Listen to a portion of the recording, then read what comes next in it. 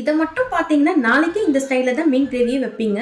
மீன் gravy நல்லா காரசாரமா எப்படி செய்யணும்னு பார்க்கலாமா? இப்போ ஒரு லெமன் சைஸ் புளிய ஊற வச்சுக்கலாம். இப்போ மீன் கிரேவிக்கு தாளிக்க வேண்டிய பொருள்லாம் ரெடி பண்ணிக்கலாம். சின்ன வெங்காயம் பெரிய வெங்காயத்தை விட ஸ்வீட்னஸ் இருக்கும். சின்ன வெங்காயத்துல இருக்கிற இனிப்பு, காரம் இதெல்லாம் சேர்த்து புளிப்பு தன்மை உள்ள கிரேவில சேர்த்தீங்கன்னா டேஸ்ட் 100% சூப்பரா இருக்கும். 20 சின்ன வெங்காயம் எடுத்துக்கோங்க, 12 பல்லு மட்டும் கட் பண்ணி எடுத்துக்கோங்க. மிச்சம் இருக்கிறத ஒரு துண்டு இஞ்சி, 5-6 பல்லு பூண்டு கூட இடிச்சு வச்சுக்கோங்க.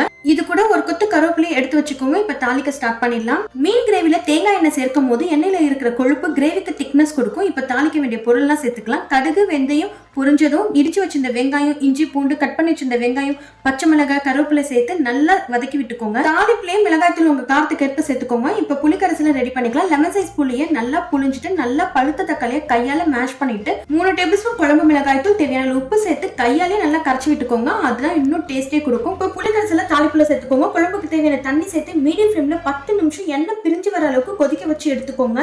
இப்போ நீங்க விருப்பப்படுற மீனை சேர்த்துக்கோங்க. எந்த மாதிரி மீன் வேணாலும் சேர்த்துக்கோங்க. குழம்பு டேஸ்டா இருக்கும். இப்போ மூடி போட்டு 10 நிமிஷத்துக்கு அப்புறம் ஓபன் பண்ணி பார்த்தீங்கன்னா நல்லா கம்மன்னு காரசாரமா டாப் நாச் மீன் கிரேவி ரெடி. கண்டிப்பா ட்ரை பண்ணி பாருங்க. பிடிச்சிருந்தா லைக் பண்ணிக்கோங்க. மறக்காம ஷாஸ் கிச்சனை சப்ஸ்கிரைப் பண்ணிக்கோங்க.